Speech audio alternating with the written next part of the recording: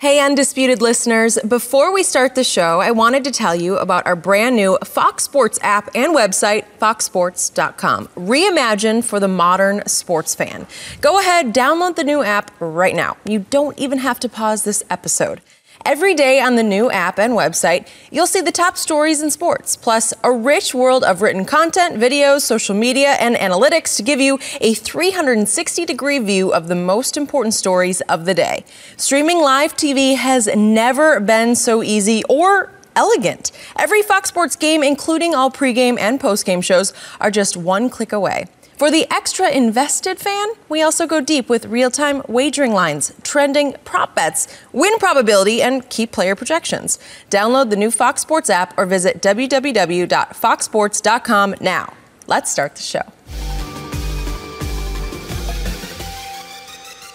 Welcome to the Undisputed Podcast. I'm your host, Jenny Taft. This podcast is the full show from today's episode of Undisputed from start to finish. We've got a busy slate, so skip Shannon. Let's get to it. Welcome to Undisputed. We are live from LA. I'm Jenny Taft here with Skip Bayless and Shannon Sharpe. Good morning. Happy Friday, guys. How we doing? Good morning. We're doing great, Jenny. We're doing great. What? Yep. I'm smelling NFL playoff upsets in the air. I'm smelling you're going to have an upset stomach on Monday on Undisputed. Here we go. You know, you do this every time. Every time. Yeah. I Keep do that same energy come Monday. Oh, I do smell something. A lot of games this weekend to talk about. We have Lil Wayne. He'll be stopping by later to talk about his Packers, of course.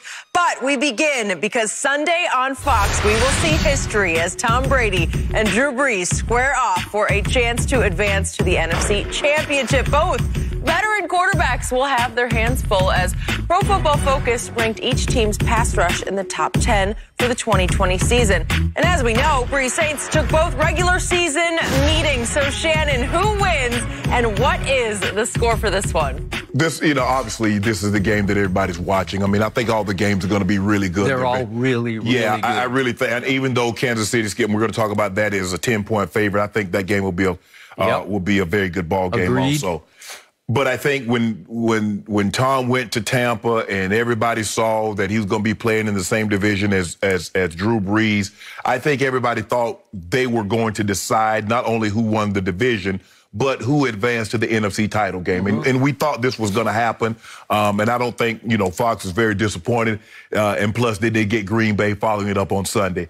Skip, the problem that I see for the Tampa Bay Buccaneers is that everything that they do well, the Saints are built to kind of take it away. Agreed. The Saints do a great job of being able to pressure Tom Brady without having to sacrifice their back end. When you get Hendrickson, and he's going to be the key. He did practice some, and so it's going to be how much he can play. And, you pair Hendrickson with Cam Jordan and Rankins and those guys. DeMario Davis is a very good middle linebacker. And then Malcolm Jenkins did a very good job the first couple of times around dealing with Gronk. But the matchup is Marshawn Lattimore and Mike Evans. And he's done a great job throughout his career of being able to neutralize Mike Evans.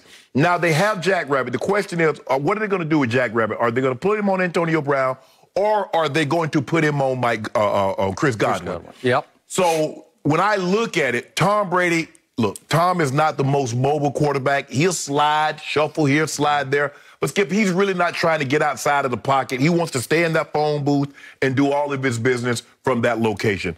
But when I look at the Saints defense, they're 4th in rush D, 5th in pass D, 3rd in takeaways, 5th in QB hits. Yep. Those are outstanding numbers. And Tom Brady has done a great job over the last couple of weeks. I question the level of defenses that he's done it against, but nevertheless, he's done that. So with that being said, I'm going to take the Saints. I'm going to say the Saints win a very close ball game. I'm going to say they win 27-23. Because also, even though the Tampa Bay Buccaneers have an outstanding pass rush, Skip, the Saints offense is really not built to throw the football down the field. Drew Brees does a great job of getting the ball out of his hands. And he's gotten better. He's still not back to the Drew Brees before that hit, but he's gotten better at getting the ball out of his hands a lot quicker, getting it to his playmaker. I think can't guard Mike being back. Alvin Kamara has been sensational. He's been phenomenal. Emmanuel Sanders, and so I like the Saints possess. I like what they can do offensively, and I like how they can neutralize some of the pass rush from the Tampa Bay defense. So I'm going to go with the Saints. I'm going to say they win a very, very close ball game, 27-23. I disagree with nothing you just said. The Hall of Famer Shannon Sharpe just delivered brilliant insight into the hottest matchup, the most intriguing matchup of four really great ones. Right. Tom Brady is facing, to me, the greatest challenge of his entire NFL career. This is his nightmare matchup. I don't like anything about it for Tom Brady. I especially don't like what I saw on opening day and on the night of November 8th at Tampa Bay, both the New Orleans games, in which you walked away saying, that's just a mismatch for Tom Brady. He's got no shot. And to drive home just how bad this was on the night of November 8th for Tom Brady, the final score was 38-3 New Orleans, but it was never even competitive. Right. It felt like 50-3. It did. Here are the final yardage totals. New Orleans had 420 yards to Brady's 194, his offense 194. 420 to 194, so you more than doubled their yards. 27 first downs for New Orleans, the visiting team, to 13 for the home team. And guess what the time of possession was? 40-20. Right. So Brady didn't really have the ball that much, and Drew Brees and company just dominated the football. Well, Skip, if you remember, if I'm not mistaken, they might have went their first 3 or 4 possessions 3 and out. So you go 3 and out, and then Drew Brees goes 10 plays, 12 plays, 14 plays. They eating up time, and you're not on the field but for a minute or two at a time. To drive this home, on that night of November 8th, in Brady's new home, Drew Brees had a QBR scale 0 to 100 of 99, while Tom Brady had a 6, a single-digit 6. Was that the greatest discrepancy in QBR in history? In history, and I believe it was Tom Brady's worst game in his long and goatish history. Would you believe, to add insult to injury, that both Jameis and Taysom Hill, in the time they played in that game, had QBRs of 100, so they were perfect, on top of Drew Brees' 99 compared to Tom Brady's 6. And just to drive home how bad it got, could we please see that last interception that Brady threw? It was 38-0 at this point, and Tom Brady just gave it out. He just spit the bit, rolled out, and threw the worst decision pass that I think he's ever tried to throw. Just threw it up for grabs across the field. Is that like the worst idea for a throw you could do? He's trying to throw it up for Gronk and hope he jump balled it. And Malcolm Jenkins said, "Oh, thank you, Tom. I'll take that." Yeah. Although, Skip, you believe he still has a lively arm. His arm has never been that lively where he could do that. Okay. So that's when you hit bottom. It was also the first night that they tried to throw Antonio Brown into the mix, into the rotation, after he had practiced twice with the football team. And just to sum this up in the big picture, I think people have lost sight of this. You realize that Drew Brees has basically owned Tom Brady in their head-to-heads. Yeah. It's Drew Brees 5 to Tom 2. 5-2 is the score when they've played each other 7 times. Yeah, I think Tannehill has a winning record against him also. But it's not very many quarterbacks, Skip, can say I own a winning record against that guy. But you not only do you own the winning record, you want touchdowns, interceptions in those 7 games head-to-head. Drew Brees is 18 touchdowns to 1 interception against Tom Brady. Tom Brady versus Drew Brees is 9 touchdowns and 11 interceptions. Obviously, Drew's not playing defense, and he has had a very good defense to back him up. But still, 18-1 versus 9-11? Yeah. I think people have lost sight of just how lopsided this quote-unquote competition between the two old guys has been over time. Okay, so where does that leave me? If Tom Brady could turn this around and win this game, I believe it would be the greatest beat-down turnaround I've ever seen. You might be able to find a bigger one, but to go from getting blown out at home, 38-3, to somehow pulling off a win at New Orleans in a playoff game against Drew Brees, who has owned you? Wouldn't that be the greatest beatdown turnaround ever? Right? Yeah, but Skip, you know what? Football is different than any other sports because they're like, and I think this is why they say this in basketball, Skip. A team can be 3-0 against you in basketball or whatever. But in football, Skip, one bad bounce, one off-target throw, and one this, and it's over. It's only one game. And we know what Tom is capable of doing because in 21 years, we've seen more ups than downs. We've seen more good than bad. It's not like, I'm like, if Tom were to beat them, I'm picking the Saints, no question. I feel very comfortable in my pick. But it's not like, man, if the Bucs win this game, it's not like, Skip, I'm going to be like, man, I can't believe this. Man, I cannot believe that this team beat the Saints. It's not going to be one of those because when you look at them offensively, they have the firepower. Defensively, they have the firepower to get after Drew Brees. The question is, can they get to Drew Brees, Skip? I'm afraid that Drew take a hit, Skip. I mean, I still don't believe those ribs are 100% healthy. Okay. And you definitely don't want to take no. I don't think he's been hit since he's been back. Okay. So now it's time for my prediction. What one expression do I hang my hat on this show? There's one man in all of sports I do not bet against, and it is the flat-out undisputed GOAT in the National Football League. It is Thomas Edward Patrick Brady Jr. Well, I want a case on all them names. Okay, so I'm going way, way, way out to the very end of the limb, and I'm going to say Brady pulls this off. I can't even tell you how he pulls it off. I just say he will pull this off because he's had this much time since November 8th to reflect, to dissect, to figure out how to beat the Saints.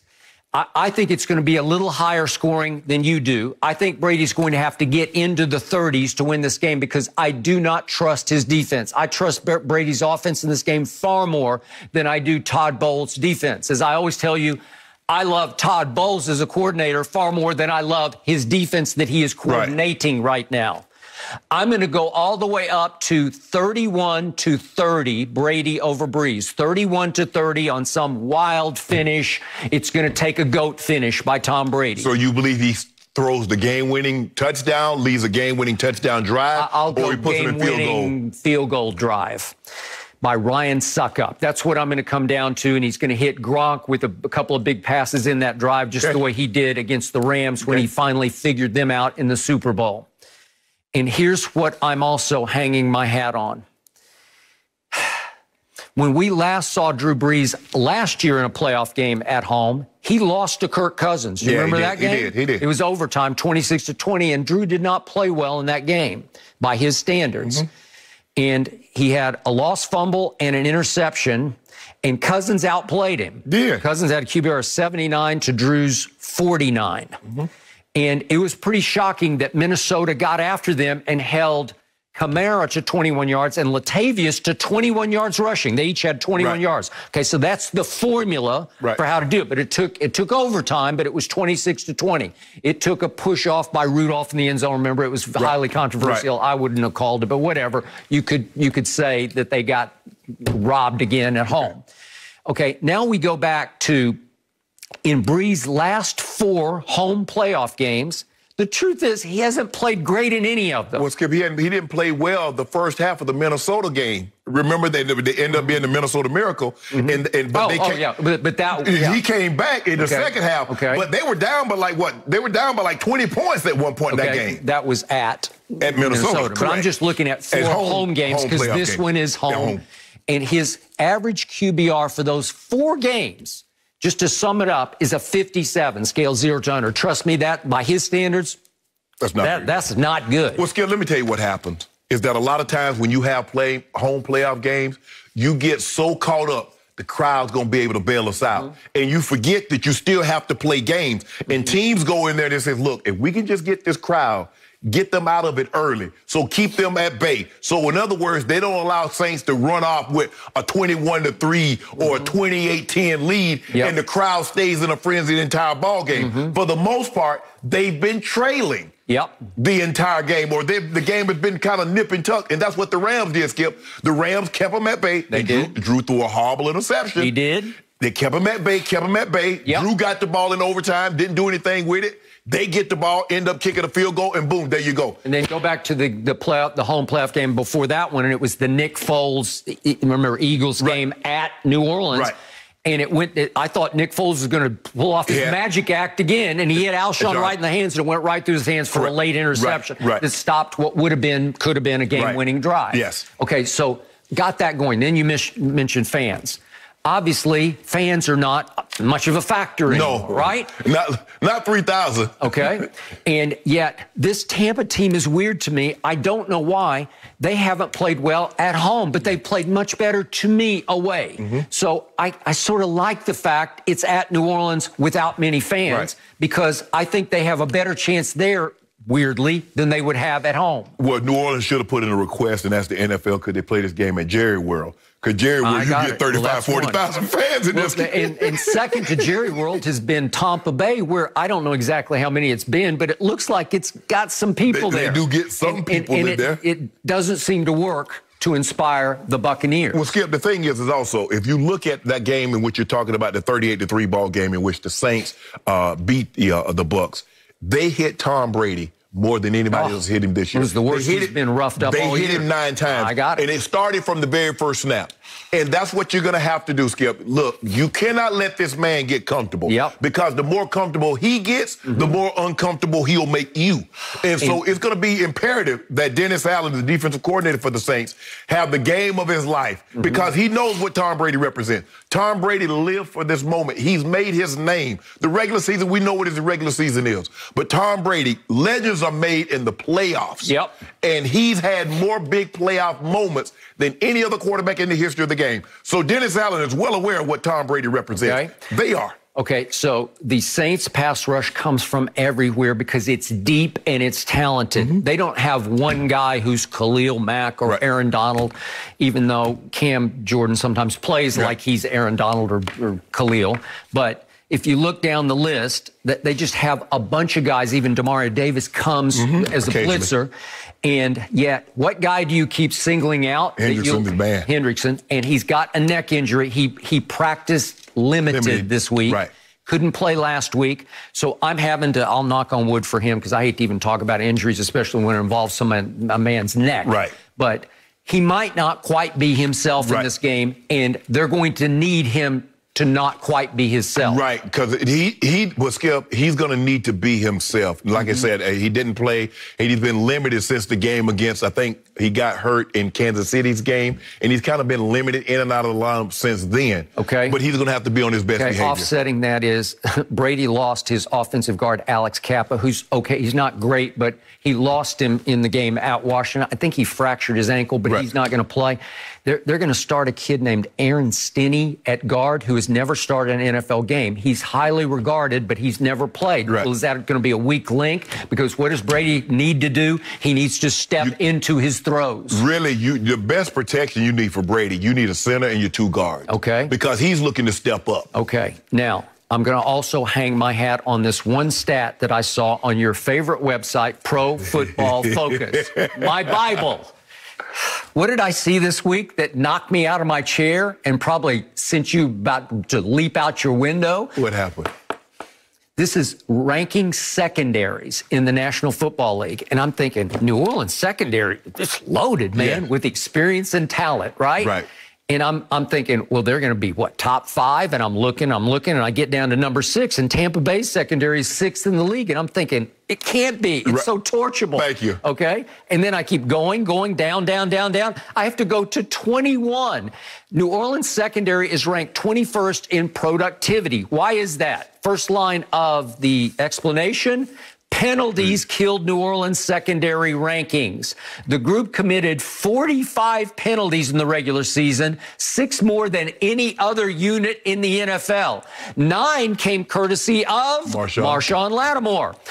who earned a 53.7 coverage grade, which is still good, but meaning he did have decent ball production, but he had 9 pass breakups, but he also gave up more touchdowns than any cornerback in single coverage all year, 6.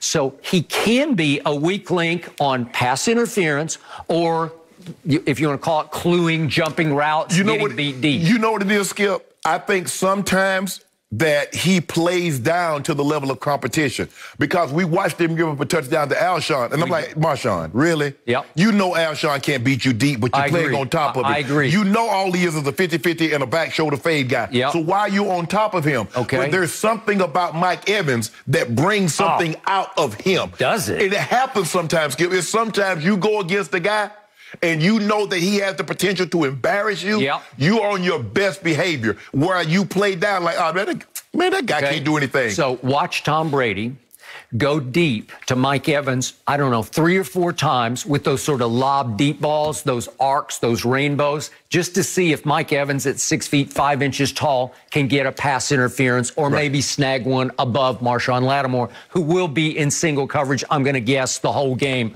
on Mike Evans, A lot of the game, yes. And then what did I tell you all the way back to last Monday? My X factor for this game is the new guy, Antonio Brown. He can be a force on and off the football field, and he's becoming a force on the field because, as Bruce Arians said this week, he's finally in game shape. He's also in Brady shape because they're starting to click and connect on a wavelength that they did not have starting in that first game on that fateful night of November 8th when they got beat down and annihilated and humiliated at home. But since then, it started to get better and better and better. I still say he'll be your nightmare matchup because I don't know how you do you put Jackrabbit on him in single? He's going to hurt somebody during this game because Brady loves him, and Brady will also feature him. So if you don't, you have to acknowledge and honor Chris Godwin because remember last year he was Pro Football Focus's #1 ranked receiver.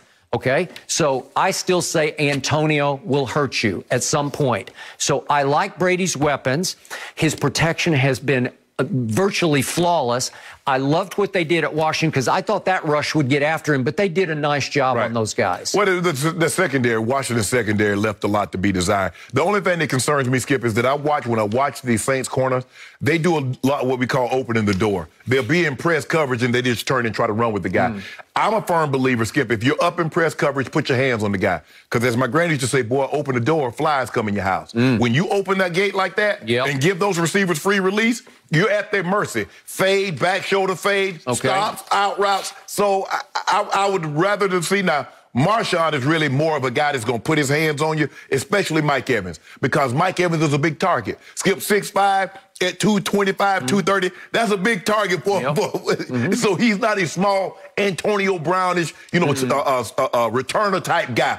Or Tyreek Hill, returner type guy that's slippery. That's not what Mike Evans is. Mike Evans is a big physical receiver that likes to jump ball, and he can get deep on you. So he's kind of tailor-made to because Marshawn's a little small, but he gives him a big target to get his hands on. So it's going to be interesting to see. This is basically, it's going to come down to which team can handle the other team's pressure. Because the team that can't handle the pressure, that's the team that is going to succumb. And so New Orleans, Dennis Allen, what type of game plan are you going to call? Don't come. I mean, you can do some of the same things you did the last couple of games, but Tom is expecting that. They're going to have an answer for that. Look for the backs to catch a lot more passes, Skip, because that's always there. So, in the end, I will bet you no cases of Diet Dew on this because I don't love it. The only thing I love about this game, for me, is Tom Brady. Period. End of story. He's 18 months older than Drew Brees, and at 43, I still believe in him and his ability to outthink New Orleans. He's going to have to do it with mind more than body.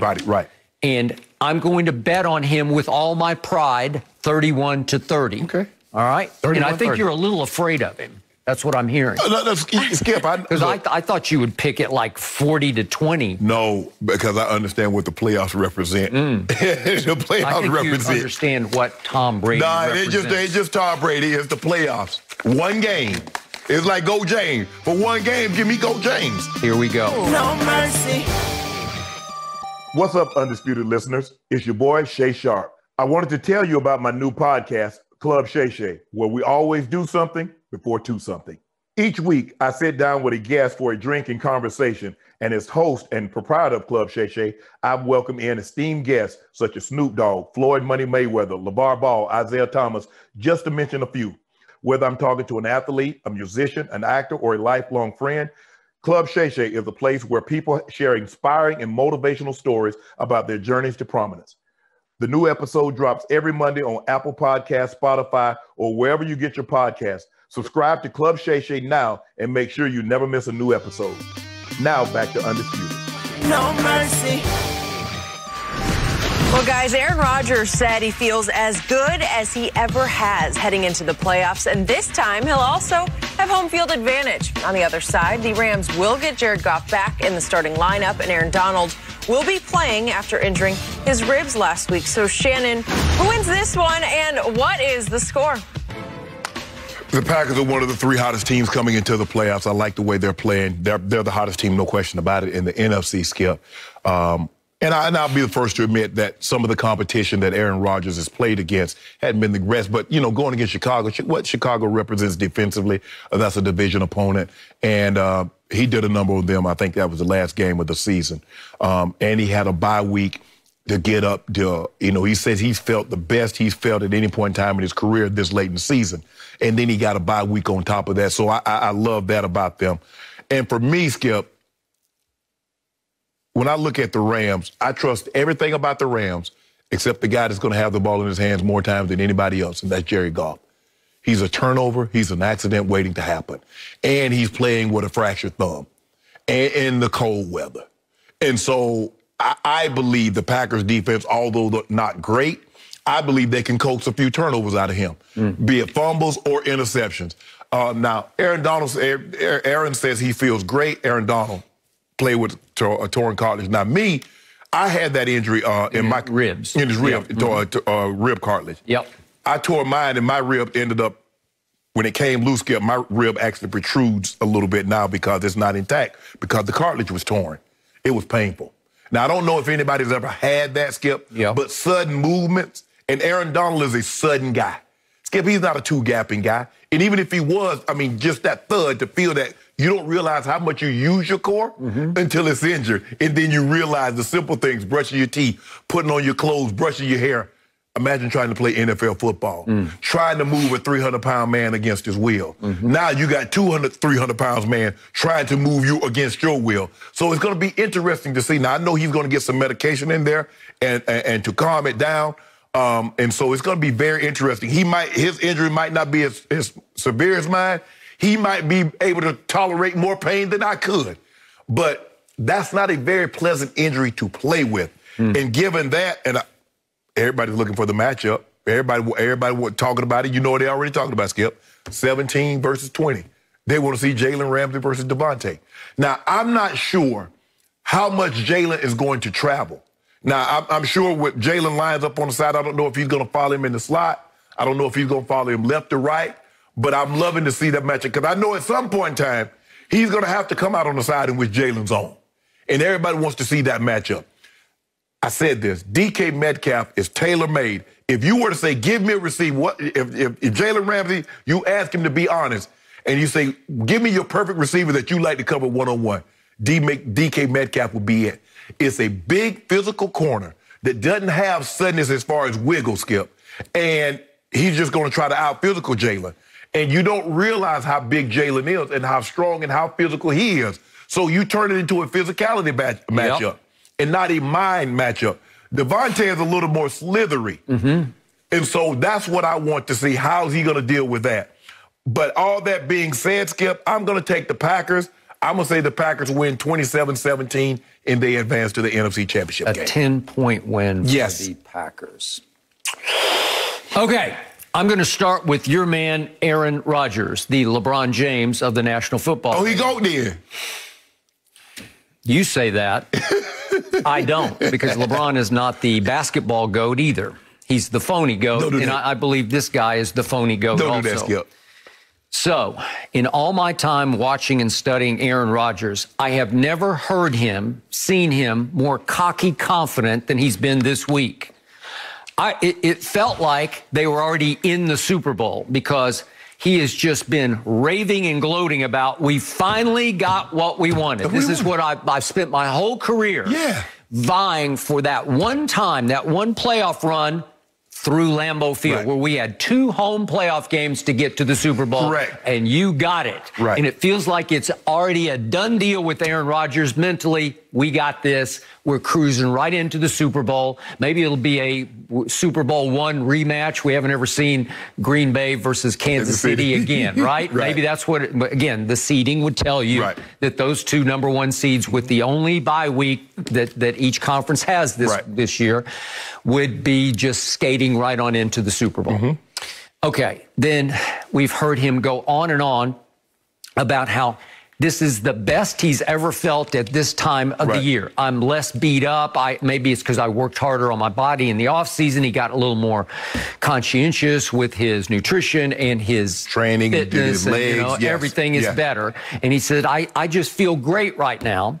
And he felt so great that he's been gloating a little bit between the lines. It's not like open gloating about the fact that his franchise finally decided last offseason, you know what?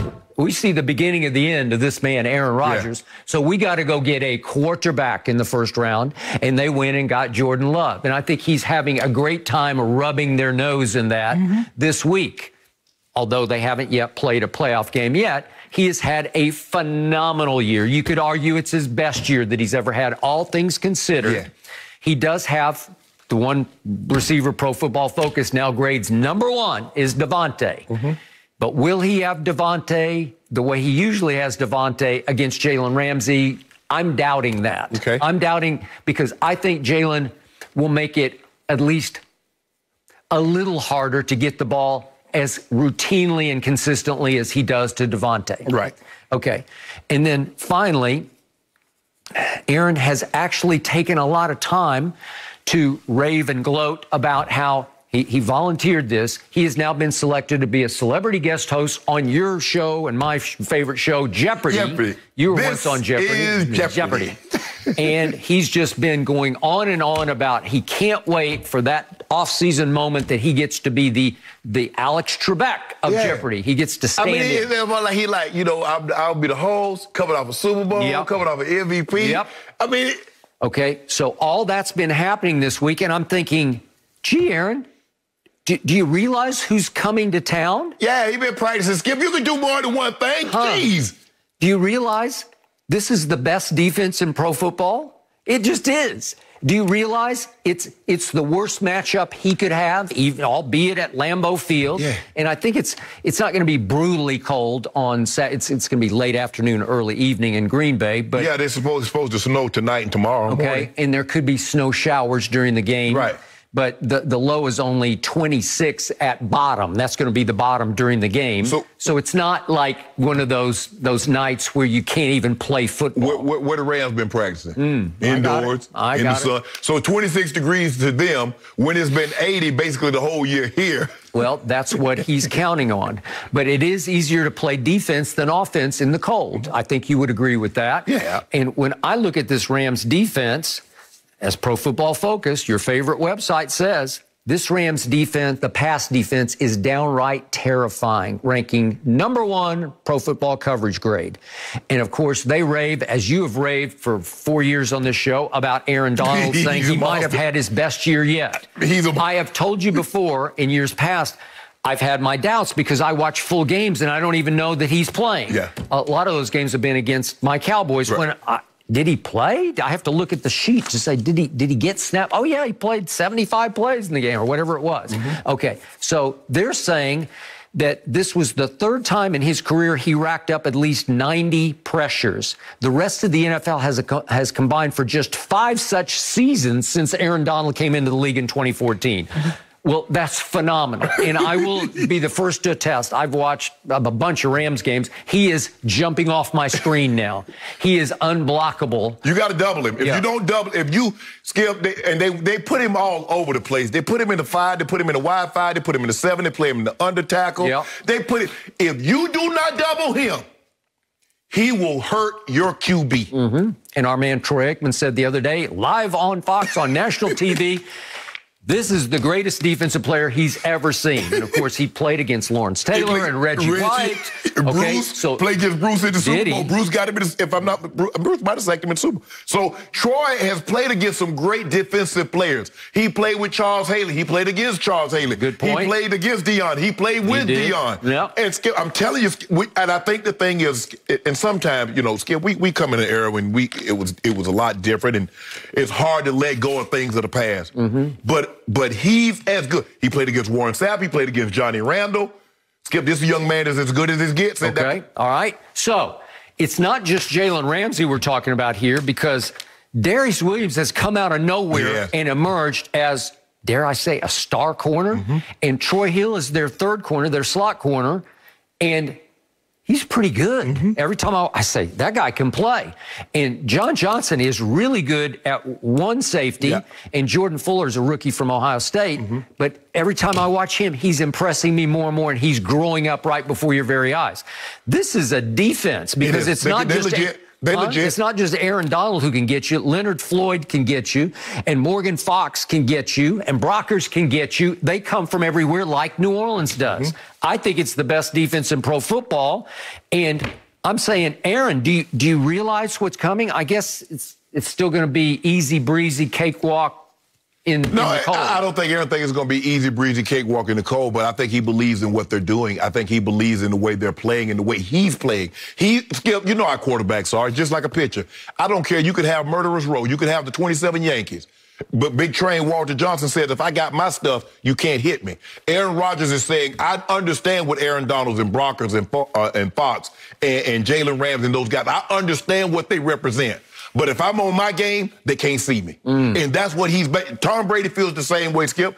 Tom Brady believes no matter how vaunted your pass rush is, if I'm on my game, y'all can't feel me. Okay, so this game for me will boil down to the classic fable, you know it well, tortoise and hare, right? Yep. What happened? Well, the hare said, I got this, I got this, I get this. And the tortoise just kept creeping along, and all of a sudden things started going wrong for the hare, and the tortoise just creeped by him at the finish line, right? Yes. I believe the Rams are the tortoise. I got you.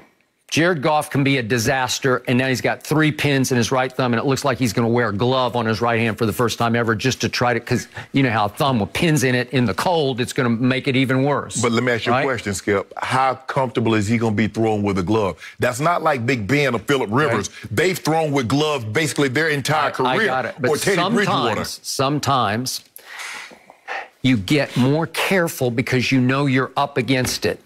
And the tortoise not only has the best defense, but it has a young man named Cam Akers. And he is coming alive right before your very... He's growing up, rookie out of Florida State. And lately, he's had 171 against the Patriots, and then he had 131 against Seattle. So over the last 4 games, he's starting to show you he can really run the football. Right. He's short and stout, and he's got a burst to him. And every time I see him, there's wow factor. So if they can control the ball, Cooper Kupp's got a bad knee. He limped off the field. He's got bursitis in his knee, but they said it looks like he's going to go, even though he's questionable. I love Robert Woods, and I love Josh Reynolds, and I really like Tyler Higbee. So he has enough weapons if Cam can do some damage, if he could get 100 plus, that they could keep Aaron off the field, because I think Jared Goff will play better than you think, because he'll be more careful with his throws. They're going to have to dink and dunk a little more than they usually do. And I think they will pick and choose their way down the field, control the football. I'm going with another upset here. I'm going with the visiting team, shutting up Aaron Rodgers. He will not be able to gloat his way into next week into another Lambeau home game. I'm going Rams 23-21 because I believe in Aaron Donald. Finally. No, you don't. Yep. What you're hoping is that the upset, and then Tampa upset, and then you'll get a home game. That's what you're hoping for the NFC Championship. But even on a dream, Skip. That would be interesting. Yeah, they ain't no being interested. Hollywood closed down temporary right now, so nobody writing scripts like that. I think they're making movies right now. No. They are, because they're starting to stream out everywhere. I could watch this new Denzel. It looks like it's really good. But they made those movies years ago. I don't know. They just not releasing. They're back. Hollywood's back. I know what you're thinking. You want to upset. You think you slick, Skip, but you always think of plotting and planning. Well, see, if they upset Green Bay and then Tampa upset New Orleans, that means Tampa would have the home game against the 6th seed Rams. So Fox Bet does say this is a 6.5-point favored game for the home teams. Yes. They're favored by 6.5. I will take that for one case right now. Well, I picked them by 10, so I give it to you. Thank you. Done. Here we go. Done deal. Next question. Moving on. Okay, all right. Just like that, we're going to move on. And later in the show, we'll get Wayne's take on his Packers. I'm looking forward to hearing that. But Baker Mayfield and the Browns have a tall task this weekend, taking on the Chiefs as 9.5-point underdogs, according to Fox Bet Sportsbook. Baker will need to be on top of his game to knock off Patrick Mahomes, who is 4-1 in his young playoff career. So, Shannon, I know this is your guy, Mahomes boy. So who wins? What is the score? Skip, for me, there's only one team that was playing worse than Kansas City down the stretch that made the playoffs. That was the Pittsburgh Steelers. And we saw what happened to them. Yep. And they did the same thing. They was playing poorly. They won a game, and then they side a lot of their guys out. And then they didn't come out ready to play. And then you see what happened. They're going home. And then they're still crying over spilt milk about how disrespectful Cleveland was and all that other stuff. Yep. This was concerning with me because I didn't like what I saw. I don't really think that the Chiefs played well since they beat Tampa and maybe New Orleans. But I don't like the way they played coming down the stretch. And I thought Andy would play those guys at least for a half to get them some because they were going to take the bye and they're going to have a week off. And so I don't love the way they were playing, but they have Patrick Mahomes. Tyreek is healthy. He was nursing that hamstring. He was on a pitch count. He's had 3 weeks to get 100% healthy. The difference between Pittsburgh and Kansas City, Patrick Mahomes, yes, he will throw the ball short, but he's looking to throw the ball over your head. And Kansas and the Browns condensed the field because they became unconcerned. Yep. They were not even worried in the slightest that Ben was going to attempt to throw the ball over their head. Well, they don't have that luxury this week. I understand what Cleveland's going to try to do. Yep. Cleveland's going to try to establish Nick Chubb and Kareem Hunt. They're not going to snap the ball till around 5, 4, 3, and they're going to try to limit the amount of times and the amount of possessions that Patrick Mahomes has the football. But he don't need it much. The question is, can Cleveland's defense, can they get to, say, 30 points, Skip, -4, -3 turnovers? Because I think that's what happened last week to Pittsburgh. Pittsburgh gave them 24 points via turnover. First play of the game was a quick 7. I don't believe Patrick Mahomes turns the ball over like Ben did last week. And I think it's going to be a close game, but I think Mahomes wins this ball game. I don't believe the Browns can get to 31 without getting a scoop and score or a pick six or a short field. So I took the Chiefs 31-24. So you think it'll be a little closer than a lot of people do? I do. I'm feeling special today, as in upset special. I just feel like the Browns have been heading north, and I'm not saying Kansas City's heading south, but they're just sort of stuck in no man's land right now. And Patrick Mahomes hasn't played a down of football for 3 weeks, coming off, you could argue, the worst stretch of his career, because he's been average over his last 7 games. He ranked 9th best in Pro Football Focus's rankings over his last 7 starts. It's not that guy. That's not the best quarterback in football. And furthermore, to your point about Kansas City, man, they've struggled.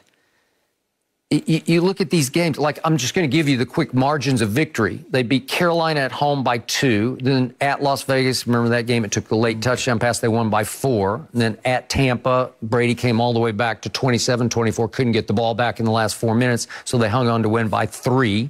Denver at home, they beat by 6. I know it's a division match, rivalry. At Miami, they won by 6. At New Orleans, they won by 3. And then the Atlanta Falcons, whose defense you have torched on this show. Yeah, You say it's the worst pass defense in pro football. They were. Well, at Kansas City in Patrick Mahomes' last outing, Atlanta lost by a grand total of 3 points. And he threw for a grand total of 278 yards. Yeah. A guy who can throw for 500, threw for 278. I mean, Brady threw for 399 1 week later against this same defense at Tampa in their final regular season. What, 340-something a week earlier, a couple of weeks earlier? 2 weeks earlier. And in that final game, Brady threw for 4 touchdowns with 1 interception, which was not his fault. Little Scotty Miller popped it up in the air. And Patrick only completed 55% of his passes that day against the Atlanta Falcons. So how can you make a case that they're rolling or they're on fire? Because if you look at the last 6 games, their point differential and their points scored both rank 11th in the NFL. Yeah. Well, that's not hot. They're not streaking, as Coach Landry used to tell me, into the playoffs. They've won games, Skip, but if you look at it, they hadn't been hot since the first 3 quarters of when they beat Tampa. Other than that, they struggled. They got off to the slow start against, Skip, remember Miami? They were down 10-0, and they go hot again. Mahomes turned the ball, threw 3 picks, took a 30-yard a sack for a loss. So you're right, Skip. Down the stretch, the last month and a half in the season, this is not the Kansas City that we saw the first month and a half of the season. But it doesn't matter now. Cleveland's playing with a lot of confidence. Cleveland believe that they can beat this team. Now, I think a lot of that has to do with going into Pittsburgh, where they had lost, 17 straight games, had won in God knows how long. And so they says, look, we're going to run the football. We're going to, Skip, I don't believe you can beat a scoring contest with the Chiefs. I don't believe the Browns can score, because I know they can. I know Kansas City at home, they can get to 42. They can get to 49, 50 points. Can Cleveland get to that? No. They want to minimize Patrick Mahomes' possession. They want to possess the football and come away with points. Now, it would be better if they possessed the football 6-7 minutes and got touchdowns. But, you know, if you get a field goal, but at some point in time, Skip, when you get in the red zone, you're going to have to pay it off with a touchdown because we know Mahomes is going to come right back down the field at you. Okay, so this game boils down to 3 factors for the Browns on offense. The first factor is Baker Mayfield has played much better than you give him credit for on this show. And that's over the last 11 games since they lost Odell. I'm knocking on wood for Odell, but I promise you it was no coincidence that Baker started to grow up as a quarterback without Odell. He was too Odell conscious, Odell centric. And once he started to spread the wealth and not force the ball to Odell anymore, things started happening for the better, and then for the good, and then for the great. Because over these, he's 8-3 in his last 11 games. He's 19 touchdowns to only 2 interceptions. And remember, the 3 losses included the shootout that he lost to Lamar, when I thought Baker was extraordinary in that game. And they did lose to the Jets, but they got COVID-racked, and he lost his top 4 receivers going into that game. Okay, so what does he have on his side? Who are his bodyguards? He has simply the best offensive line in football. And Pro Football Focus backs me up on that, because they have 4 of their 5 are ranked in the top 10. Well, when have you ever heard of that? Whoever. Is Conklin back? He's got a hamstring, but he's limited. But I think he's going to try to go. At least a lineman with a hamstring, you got a little better chance of playing than a receiver or DB. Well, I'm going to speed rush him. I'm going to make him kick out there in a hurry. Okay, maybe. But Joel Bitonio is back because he was on the COVID list. And so it's Bitonio, Treader. Wyatt Teller is ranked #1 in Pro Football Focus of all the linemen. He's #1 ranked. And then you mentioned Conklin, and the kid out of Alabama, the first-round pick, Jedrick Wills, is ranked 50th, but they have him 2nd ranked among the rookie tackles. Okay? So that's an offensive line. Yeah. And as you well know, Nick Chubb, with a little help from Kareem Hunt, they can run it down your throat. They can. Okay? And Kareem Hunt is going, quote unquote, home to the team that drafted him originally. And I like their chances of controlling the football and winning the clock. They're going to have to win the clock if they're going to win this game. I think they have to win the clock 35 to 25 in minutes. I agree. And Baker's going to have to be perfect. He's going to have to be careful, and he's going to have to be deadly accurate. And he's going to have to hit all the key third down passes for 5-6 yards. That They're will definitely move going to have the to be plus 50% or plus on third down. They will. I totally agree. So given all that factor on offense, and given the fact they get Denzel Ward and they get Kevin Johnson, their starting corners, back on defense because they've been on the COVID list, all of a sudden the momentum feels like if Kansas City isn't on its game immediately, if rest equals rust, then they get off to a slow start. We saw them get off to slow starts, obviously, in both their home playoff games last year, but it didn't matter because they just blew those two teams, the Texans and the Titans, off the field once they got hopelessly behind to both of them. So, to me, this time it will be a close game, and I think the Browns have all the momentum, and they're hot, while Kansas City is going to try to flip the switch to get hot again. And the weather's it's going to be 40 degrees. It's going to be a little windy, 10 to 20 miles an hour, but it's not foul weather. Right. Okay? And hell, they get cold in Cleveland, too. It gets cold in Cleveland. So I like everything adding up to the fact that Baker Mayfield is growing up before your very eyes. And again, there were lots of shots taken. Sammy Watkins with the tweet. Yeah. You know, right? You remember that one where he basically just said, you know, one of his followers said, looks like we're going to have some competition next week. And Sammy Watkins fired back to him, I wouldn't go that far, LOL. So they are LOL. And Baker took the high road, which I thought was very mature. Oh, well, that's how you have to be. You have to be confident. They've been together a long time. They believe in themselves. Yeah, Baker took that confidence. Had Baker Mayfield been in Oklahoma, and he's playing anybody else when he knows he's the substantial favorite, he has the most talent, he's not taking the high road. This is one of the times that he knows he doesn't have the most talented football team. I totally agree. Obviously, Kansas City is better than Cleveland. It's just better. All around better. Yet, Cleveland is hotter. Oh, no, and Baker is saying, well, watch what will happen. If Baker pulls off the upset I believe he's capable of pulling off, then he will let them hear about it in the postgame. Just like he did Pittsburgh. Remember, what did Juju say? The Browns is the Browns. Right. Meaning they're just still those, that doormat from Cleveland. And they were dancing. Look, Skip, here's the thing. When we look at Kansas City's defense, what do? They're built to play with a lead. You got Mahomes, you got that offense. We want to be able to take the run element out of it, put you down 14, 17 points so we don't have to worry about the run. The Browns want to say, no, we want to make you play the run, and that way you're less likely to get to our quarterback. Now, they got the hands full getting to the quarterback anyway because that offensive line is like the garden goal back there. So it's going to be very interesting for Mahomes and the offense to put Baker and that offense and the Cleveland's offense in a situation where they're less likely to run the football, and you have to play catch up by throwing the ball. So now Chris Jones and Frank Clark and those guys can come get home. Okay.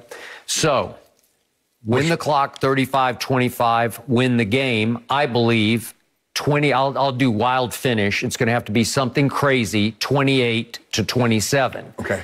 And my final note to you is, just because I got to get this in the show, remember, these two played probably the greatest college shootout game in the history of college football at Lubbock, where obviously Baker originally went to Texas Tech. Patrick Mahomes was at Texas Tech. And I just want our audience to let this sink in. Baker won that shootout 66-59. And in that game, Baker didn't throw that much. He was 27 of 36, but it was for 545, 7 touchdowns, and no interceptions. Guess what Mahomes did in that game? He threw 88 passes, one shy of the record, and completed 52, which tied the all-time record. Okay, 52 of 88 he was, thanks to Cliff Kingsbury in that game. But he lost. So I'm going to hang my hat again on that one. But he and threw say for 736. It is 734. 734, 5 touchdowns, 1 pick. He had a QBR of 92, but Baker had a QBR of 98 because he was a little more efficient. Correct. But he didn't. In fact, here's the bottom line. Mahomes threw 52 more passes in that game than Baker did, but Baker prevailed. Baker running back had like 200 yards, they had like 300 yards rushing. Joe Mixon had 263. So 263? Oklahoma ran for 309. Right. Okay. So you end up having there's your formula. Almost 1,500 yards of total offense. Well, it was the all-time record of total offense, total yards. Ooh, I am very much looking forward to that game, and I love seeing old footage from their college days. And Baker said there is a new standard for the Browns, and we are going to try and keep it that way. He's confident, guys, and he has that winning mentality, and I'm looking forward to that one. No mercy. Hey, Undisputed listeners, it's Charlotte Wilder here to tell you about my new podcast with Mark Titus called the People Sports Podcast. It comes out every Thursday, and Mark and I take one of the big stories of the week, and then we go off on tangents you never saw coming. This might mean that we start talking about the Dodgers winning the World Series and end up wondering if Knicks fans deserve happiness. Or begin with LeBron's greatness and end up drafting our ultimate beer league softball team made up of old athletes. Whatever it is, the only rule of the show is that it has to be fun and funny, because these days we could all use as many laughs as we can get. So check it out wherever you get your podcasts and come down weird sports rabbit holes with us.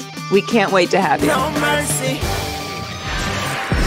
Nets general manager Sean Marks said he feels confident the new Big Three in Brooklyn will work out. Marks said he asked the superstars about their commitment to making things work and said that he, quote, enjoyed hearing that conviction, and we've got some time to see how it translates on the court. So, Shannon, are you buying this from Sean Marks? Skip, look, I don't believe Sean Marks. I really don't. Because let me tell you why, Skip. He said he talked to Kyrie, talked to KD. Now, you talked to Kyrie. Kyrie didn't tell you that he was leaving the team. He didn't tell you why he was leaving the team. And he didn't tell you when he's coming back to join the team. He just told you, yeah, I'm looking forward to gelling. Now, Sean Marks said, so he talked to Kyrie. He said, but he also said, you hope there's an adequate excuse, more than an adequate, as to why he needs personal time. You talked to him and didn't ask him? Wait a minute. Hold on, Skip. Your employee left, didn't tell you jack. You got him on the phone. Instead of asking him, hey, Kyrie, is everything okay? When are you coming back? The only thing you ask him, hey, you know we trying James Harden. You cool with that? You gonna be able to play with him? Okay, click, bye. Am I the only one? Maybe it's just me, Skip. Maybe I've never been anyone's boss, Skip. I've never been in the position where somebody didn't come to work or somebody didn't do something. I had to ask them very important questions. But Skip, I was thinking, if you get to work, you're gonna call it like, hey, is everything okay, man? What's going on? Is there something we can help you with? When do you play? Okay, when do you plan on getting back? You ask none of that. All you ask is, what about gelling with James Harden? I get it, Skip. What was Kyrie supposed to say? Hell no, I ain't gonna gel with him. It's easy to say that. Saying that, doing that, actually on the basketball court, they're two different things. Skip, it might work out beautiful. It might be some of the most beautiful basketball we've ever seen. It might be Showtime Lakers. It might be Golden State in its heyday. Tremendous ball movement. I don't see how it happens when you have two ball-dominant players. In order for Kyrie to be spectacular, he needs the ball. In order for James Harden to be spectacular, he needs the ball. Kevin Durant is spectacular because he's Kevin Durant. He doesn't need the ball as much as they do. He can handle the ball, can pull up from 30, can mid-range, post you up, free throw. I get all that. But Kevin Durant, Kyrie, and James Harden need the ball to get a rhythm. Kevin Durant can catch and shoot. That's not Kyrie's game. That's not James Harden's game. So it's easy to say that, oh, yeah, we're going to jail to go. Oh, yeah, I look forward to it. But I think a more important question for you, Sean, that you should have asked, and I understand that your job is to make sure when you accumulate talent, you put it together, how well does it go together? You're not going to ask Kyrie when he going to rejoin the team? You're not going to ask Kyrie why he left the team in the beginning? I'm just saying, Skip, I just think those are things that you probably should have asked, along with can you play with James Harden? So you were saying that Sean Marks is flat out lying about having spoken to Kyrie, Kevin, and to James Harden about whether this will work. Skip, my thing, I'm trying to figure out, Kyrie didn't tell you that he was leaving. He didn't tell you why he was leaving. He doesn't tell you that he's coming back. You have him on the phone, and you don't ask him. Sean Marks said something, he said, I hope there's an adequate reason why he needed personal time. Skip, you got the man on the phone. Don't you think that's something you should find out? How do you know he didn't find that out? He said, you hope there's an adequate excuse. How do you know he can't speak about it publicly? How about if Kyrie's in some sort of counseling, okay, it's highly possible that this is confidential and he has to tiptoe around. So he lied because all he had to do was say, look, Kyrie needed personal time. You don't say, you hope. Well, I mean, that's just a general statement. That's in general. You in general, not him. You in general would hope that your employee had an adequate excuse if he just suddenly leaves the. So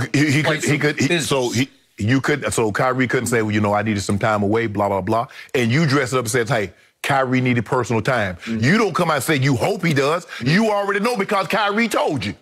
Or you knew. Well, he did say that it's imminent, his return, and that he expressed excitement about getting back with this team. And then he went into detail about how each of the three volunteered to him, according to him, their willingness to sacrifice on a nightly basis to win a championship together. And he said they brought it up. I didn't have to. They used the word sacrifice. Can I ask you a question? Each of the three. That's what Sean Marks said. Maybe he's a liar, but I don't think he is. Let me ask you a question. Now, he said his imminent return. Well, why didn't Kyrie tell him about his imminent departure? Well, maybe he did, and he can't express it. Come on, Skip. Come on. No, you come on. Do you know what this era we're in with the counseling?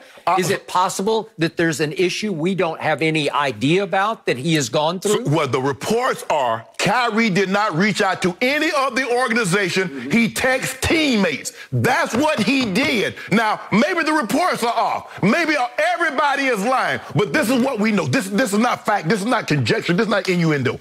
Kyrie stepped away.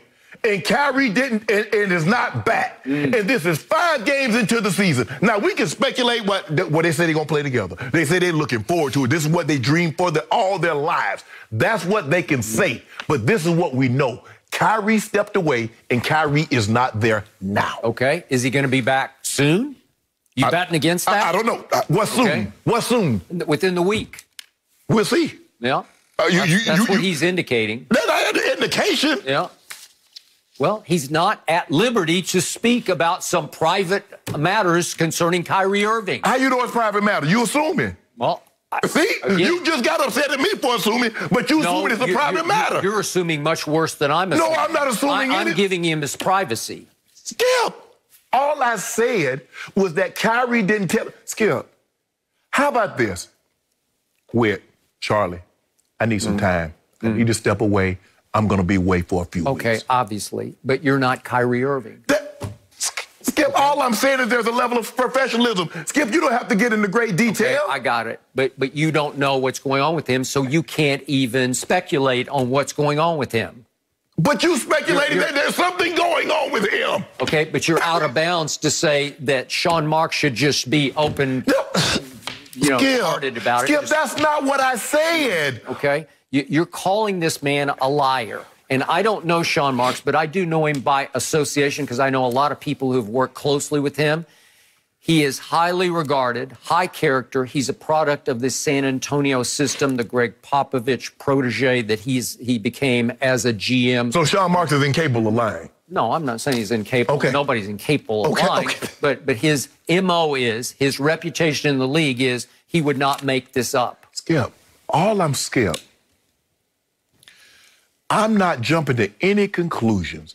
I'm not saying what was divulged or what wasn't divulged. Like we said, all I said is that the report said Kyrie informed his teammates that he wasn't going to be there tonight. All I said, if you can inform your teammates, no matter what. So it was personal enough that you needed to step away, but you could tell your teammates, but it wasn't personal enough for you to step away that you can call your employer. Okay. How do we know for a fact he didn't? text or call Sean Marks or go up above Sean Marks into the ownership? How do you know that for a fact? So wouldn't you like to refer that down to your head coach? Because the head coach said he had no damn idea what Kyrie was. So did he say that? Is that a lie? I don't know. Well, you don't know either. Skip. Okay, so I just want to get it on record right here, right now. Sean Marks made up the fact that he spoke to Kyrie, Kevin, and James about would this work. Skip. He also said that he spoke to James before the trade was made. Skip. Obviously, you talk to the player that's coming in and says, okay, you understand what we have. You understand that the likelihood of you scoring 30 a night is not going to happen. The likelihood of you being able to dominate. I'm not saying that, Skip. All I'm saying is that the way he's talking about it, he said, you hope there's an adequate excuse. Well, Skip, if you know what's going on, you know it's more than an adequate excuse for you to step away. I don't know. Once you get in that area, you are in the grayest of areas, and you can't be public with it. No, Skip, I'm not saying be public. All I'm saying is that he could have said, Kyrie has more than an adequate excuse. If he says that, boom. That doesn't mean he didn't share any pertinent information to what may or may not be going on with Kyrie. Skip, that's all I'm saying. I'm not saying that Kyrie has or has not. All I'm saying is you talk to the man. Okay, but the question at hand is, did he ask Kyrie, Kevin, and James about would they be willing to fit together? And the first thing you said was that there's no way he talked to Kyrie because, remember, you said, well, what was he supposed to say? Well, he could have said, to use your term, hell no. I mean, what if Kyrie had just told him, there's no way I'm going to play with James Harden? He might have. He might have told him that, Skip. My thing is that I'm thinking is that if you got the guy on the phone and you ask him, could he play with someone, don't you? I got it. That's all. Okay, but the point of what we're doing this topic on is, can they play together? Did Sean Marks do his homework?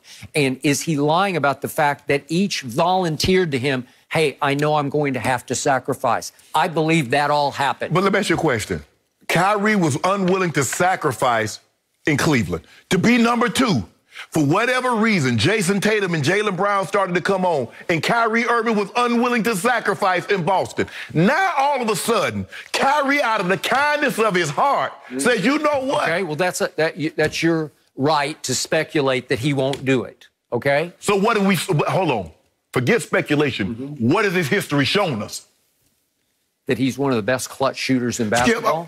He hit a shot that won LeBron a championship. He hit a shot. He hit the greatest shot in NBA history. It's better than Ray Allen. But that's not what I'm asking. What has his history shown you about sharing, about compromising? What has his history said about that? Okay. All right. Well, you're good. But I say he's best friends with Kevin Durant, who has become the alpha and the leader of this team, and that he'll be in the perfect spot. And I love Chris Broussard's suggestion. Maybe he and James could switch roles because James has led the league in assists and is averaging a mere 10 assists a game so far this year. So maybe James could sacrifice by just setting up the offense and distributing. Drive it and dish it. That's what he's best at. I love how people say sacrifice.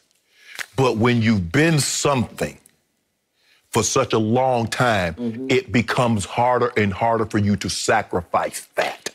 James Harden has been the player that we see now.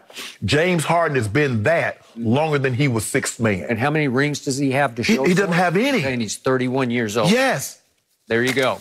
Skip, I get, but you have to understand, Kevin Durant's sacrifice in Golden State is not the equivalent of James Harden sacrificing in Brooklyn. Kyrie's sacrifice, what he sacrificed with LeBron, is not the equivalent of what he's going to have to sacrifice in New Jersey. That's all I'm saying.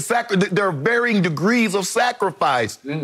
Well, I love it that you have called them out, you've called them liars, and you're saying Kyrie has no chance because I know he watches this show, and I hope he takes it to heart. I hope it speeds his return, and I hope he has a speedy opportunity to shut you up. Oh, okay. All right. Hopefully he's listening. How about Skip? Well, help me understand. I just want, Jimmy, before we go. Okay. When you thought Kawhi was going to the Lakers, you lost your mind.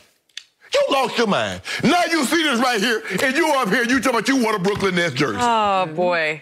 Yeah, have you ordered follow a my jersey tweet? yet? I just Skip. I gotta get one. Everybody say, like Skip that. Bayless, you lost your mind when you thought Kawhi was going to AD and LeBron. You said it ain't right. LeBron needs all the help. Now the best player on the planet got James Harden, and you ain't said a peep. Yeah, because I don't want LeBron to get to play the 5th seed with 2 of his starters injured in game 1 in the finals. I don't want to see that. I want to see that in the finals. I want to see LeBron do something that really counts and matters. That's what I want to see. I want to see some degree of difficulty. I don't want to see another cakewalk. What you don't want to see, you didn't want to see LeBron get any more championship. That's what you did want to see. Well, look at that right there. That's why he won't. If you show up in a Brooklyn jersey, I'm going to be concerned, Skip. Moving on from that. No mercy.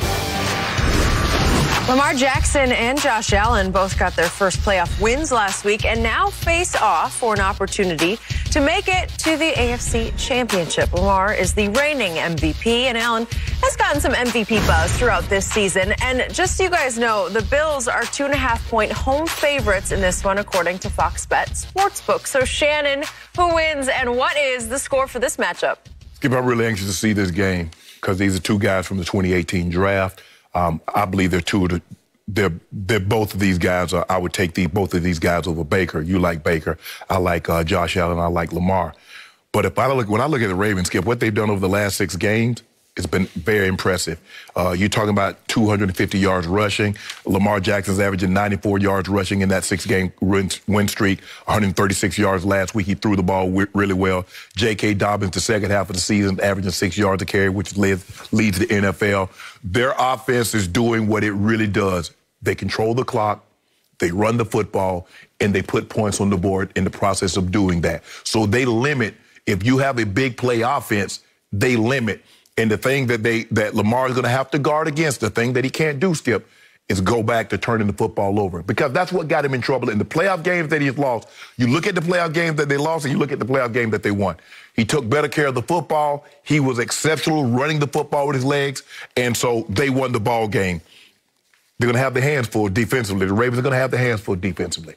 Because when you look at the Bills, Skip, Josh Allen can do it. He has the type of arm that can neutralize the elements. Yep. And Stephon Diggs and Davis, and they got Cole Beasley, they got Andre Roberts, they got Isaiah McKinney.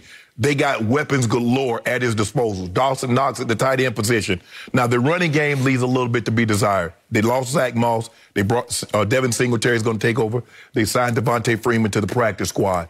The Bills struggle at stopping the run. They haven't faced a team that can run it, that's committed to running the football like the Baltimore Ravens are. And I look at the weather forecast, 35 degrees, 15-mile-an-hour wind, possible snow. Skip, I'm going with the upset. I'm going to take the Ravens in a close ball game. I'm going to say Tuck wins it in the end. I'm going to say they win 31-28. Is that really an upset? That didn't sound like you described an upset to me. But Skip, when you look at the AFC, these are the 2 best teams. They're playing the best down the stretch of anybody. They might be the hottest, 2 of the 3 hottest teams along with Green Bay, if you want to throw Tampa in there. So 2 of the 4 hottest teams down the stretch that we've seen. So Buffalo at home is a 2.5-point favorite, says Fox Bet. Yep. I said to you before the season started, as we made our season predictions, I said, if I had any guts, I would pick the Bills to win the AFC. But I didn't have any guts, so I fell back on Baltimore. Right. So now I've got my pick versus my no-guts pick against each other at Buffalo. And they are, you could argue, the hottest team left. The Ravens, after being COVID-racked mid-season, they finally came out of that, and Lamar started to click, and they did too. And they have a devastating running game. It's the best in pro football. You can argue it's the best we've seen in pro football since the middle 1970s when the Steelers had 43 straight 100-yard rushing games. They're up to, the Ravens are, to 39. Well, you remember those the Steelers teams. Franco Harris, Rocky Bleier. Whew. Yeah. Terry Bradshaw, obviously, but they could just run it down your throat with probably the best offensive line in football. Correct. So I think it's going to be a snow game. It's not going to be that cold. It's going to be hovering around 32 degrees freezing. But I think it's going to snow shower, so it could be a little slippery footing.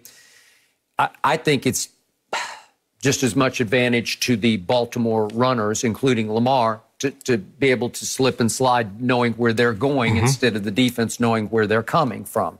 So I don't think that'll bother them at all. So it comes down to an interview that your man Wink Martindale gave, the defensive coordinator of the Ravens. Love him. He's done a fabulous job there.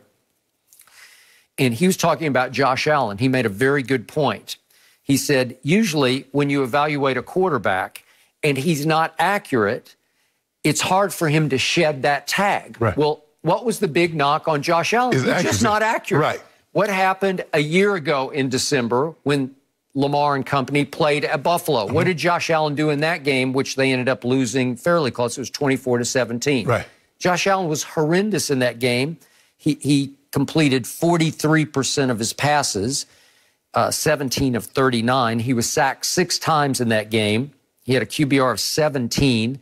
Lamar wasn't all that much better, but Lamar threw 3 touchdown passes. That was it. Yeah. That was the game.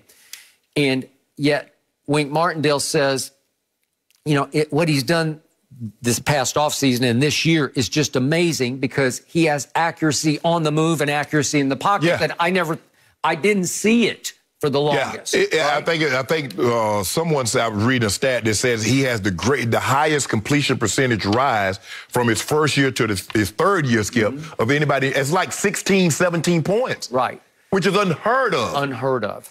And Martindale compared him to, you better try to tackle him the way we tackled Derrick Henry because he's that big and strong. I don't think people realize how big he is, Skip. Yep. He's a huge 6'5", man. 240. Yeah, easy. Right. Well, that's 245 coming to offseason after working out. Being in Buffalo where it's been cold, he probably 250, 255 right now. He might be. He well might be. And he compared him to a young Roethlisberger. Yes. In the pocket, you just, it's hard to drag him down. Yes. And yet, I think he's more athletic and much more mobile. Oh, yeah, way more than Roethlisberger. Yeah. Because he's run for a bunch of, what is he up to, 5 touchdowns this year? I mean, we haven't seen anything like this yards passing. No one's ever done this before. This many yards passes, this many touchdown passes, and 5 rushing touchdowns. Right. It's unheard of combination, right? Because he is a passer who can also, he's a pure passer. Right. We wouldn't call Lamar a pure passer. No. He's more than adequate. Right. He's a dart thrower. Right. But the point is, here's Josh Allen sort of coming of age, and now he's got a home game to right the wrong because he stunk against these guys last time. Right. So what does he do the best this year? He threw 19 touchdown passes against pressure. 19 against pressure? So if you come after him, he's liable to just torch you, okay? And what does Wink Martindale say? I'm sorry, all we do is pressure. Yeah. We blitz. He says that's who we are and that's who we have been. Well, you know that from your time. What's been the MO of that defense? And that's why you, Skip, but that's why you go get 3 first-round draft picks at corner. You have Jimmy Smith, you have Marlon Humphrey, you have Marcus Peters. Why you do that? So you can put pressure. Guys, y'all got to hold up. Now, Stephon Diggs, I think the biggest, and I don't know the Bills' general manager, Skip, but I think they've done a great job. Not a good job, a great job. Look, we're going to build around the quarterback. So what does the quarterback need? He needs receivers. Now, we're not just one. So we go get him Stephon Diggs. It was huge. It changed his life. That's it. Because the guy led the league in reception and receiving yards. He's first-team All-Pro. Yep. And so that was the biggest difference. But the other guys, Cole Beasley, Skip, Cole Beasley's been spectacular. You can make a gimpy knee, but he's been spectacular. You can make a case he's been the second-best slot receiver. Now, they list Tyreek as a slot receiver also. Okay. But Cole Beasley's been spectacular. Yep. They got Isaiah McKenzie. They got Andre Roberts. They got speed. John Brown. They got speed on top of speed. They do. Okay. I give you all the above. And by the way, Marcus Peters has some back. He intercepted the final pass, he closed the deal. Maybe he hurt his back dancing on the logo, gloating on the logo, rubbing it in. But the point is, in the end, I just think Baltimore is better. Baltimore's not hotter. I just think they're the better, more physical football team. I think they will bring heat in the cold on Josh Allen. I think they will control the ball by running it. And I think Lamar he is figuring it out. And I don't believe he'll turn up. He had one that first throw that Malcolm Butler got was horrendously bad. I don't think you'll see that this time. again, I should probably make it a bigger spread in the score than I am. I'm going 24-20 just because I think it won't be that easy to score a bunch of points. But I'm more confident about this pick than any other pick that I've made. So I have now officially picked all 4 road underdogs. I don't even feel comfortable about my pick anymore now. No? Yeah. Why? All 4 You road want Buffalo? underdogs. You. Huh? You. Do you want Buffalo? No, Well, you all call. I didn't know what. Huh? Well, you just take chalk. Somebody on this show's got to have some guts. That ain't no chalk. Some nerve, right? No. Chalk.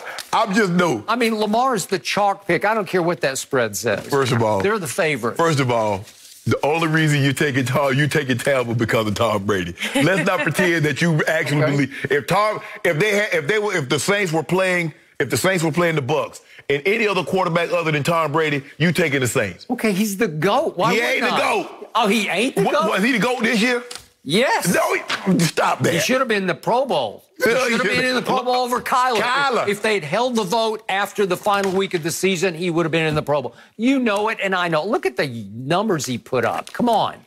So 40 touchdowns? See how you don't turn your back on Kyler? Kyler, you see I don't that? turn my back. He's in his second year. And he beat Brady out for the Pro Bowl. No mercy. Sunday on Fox, we'll see history as Tom Brady and Drew Brees square off for a chance to advance to the NFC Championship. Both veteran QBs will have their hands full as Pro Football Focus ranked each team's pass rush in the top 10 for the 2020 season. And as we know, Brees Saints took both regular season meetings. Former Cowboys cornerback Orlando Scandrick is joining us on a Friday. So, Orlando, in your opinion, I know what Skip and Shannon think. What do you think? Who wins? What's the score? First, I'm going to tell you who wins. I'm going to go with Tampa Bay and Tom Brady. I just think that it's really hard to beat anyone 3 times in the National Football League. And the experience, the Saints always find a way to mess it up. It doesn't matter how good their team is. And Tom Brady, I played against Tom Brady in the AFC Championship game in 2018 when I was with the Kansas City Chiefs. And, we were down 14-0 at halftime, I believe, and Tom made a bunch of mistakes and they were still winning. And then the second half came and it was just like when it became crunch time and, nut cutting time. Tom was terrific. And, his experience, I think, is just going to take over. And that's what they brought him there for Tampa. And I think Tom lives for these moments. I look for Tampa to win a close one, 28-24. Whew. The difference is when you look back at it, what couldn't you do to Tampa what couldn't you do to Tom in New England that the Saints can do while he's in Tampa?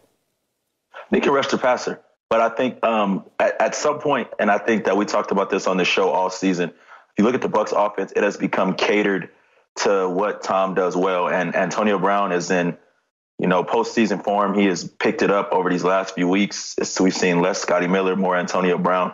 And I just think the Saints have a liability on their coverage in their secondary and the agitator, number 22. And I don't think that that's going to get in Antonio Brown's head, nor is it going to get in Mike Evans' head, nor is it going to get in Chris Godwin's head. And I think they're going to be in for a long day. When I went the opposite way. I took the Saints, but I think you're giving the Bucs secondary too much credit because I think they're a weak link. And even when they were rolling, I see vulnerabilities in that secondary. Their secondary is not good, and I'm being nice with that. No. They're hot garbage. But Skip loved the Bible, the Pro Football Focus. That's Skip's Bible. They have them ranked ahead of the Saints secondary. I don't know how that happened. Like by far. Yeah, I know. Like 6th to 21st. Yeah, I don't know how they got that. But when I look at it, I just think the thing is Hendrickson is going to be the key. If he can come back and he can be what he's been the entire season, 12.5 sacks, and he's been out of in and out of the lineup the last 4 or 5 games. But if he can come back, because what they can do with their front 4 is that get pressure without having to sacrifice the back end. Now, I don't know what it is, but I think because he's a big target and Marshawn Lattimore is a little on the smaller side, but he gives Mike Evans fits because he is a big target. And it's not like, go ahead. He does. But you were a pass-catching tight end. Your brother was a pass-catching receiver.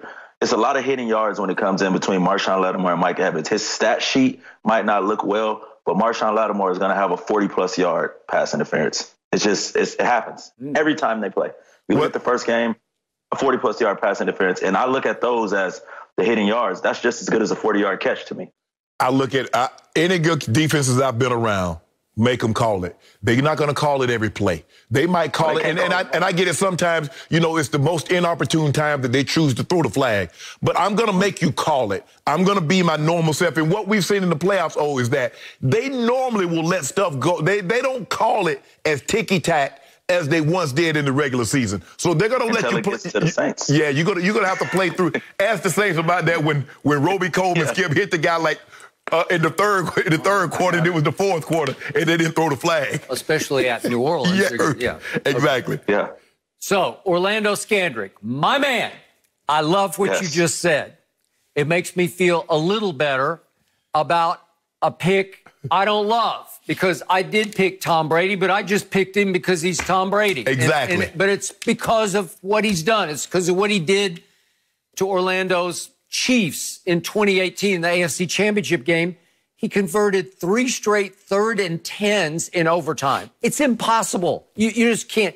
Were you on the field for any of those? Orlando? Yeah, he gave him a touchdown. See, here you go. See, there's you back doing it again.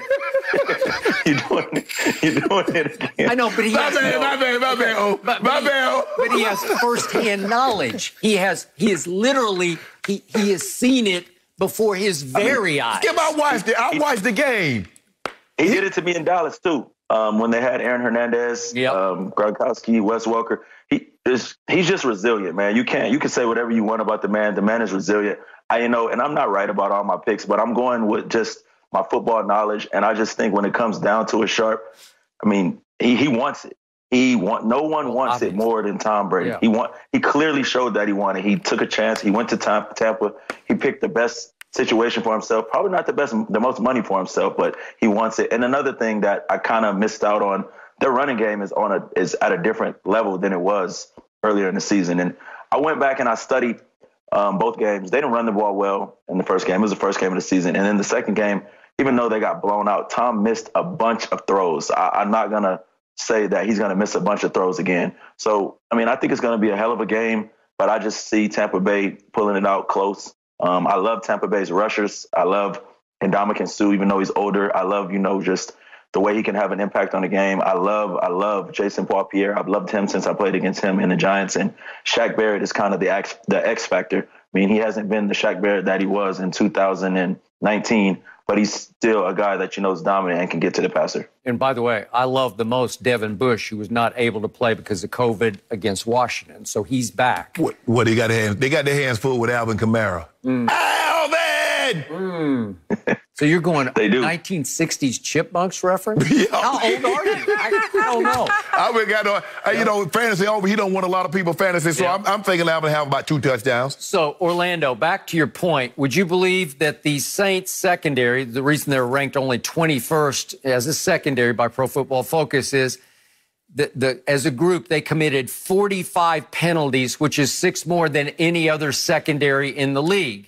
To your point about pass interference, and I told Shannon to start the show, Brady will try 4 or 5 deep throws to Mike Evans, just hoping they can get one 40-yard PI penalty, okay? And speaking of Marshawn Lattimore, I have nothing but respect for him, but he gave up the most touchdown passes of any corner in pro football this year. He gave up 6. So there's some feast and famine. You made the point, maybe he loses focus against inferior competition. And he loves to play against Mike Evans. But Mike Evans also loves to play against him.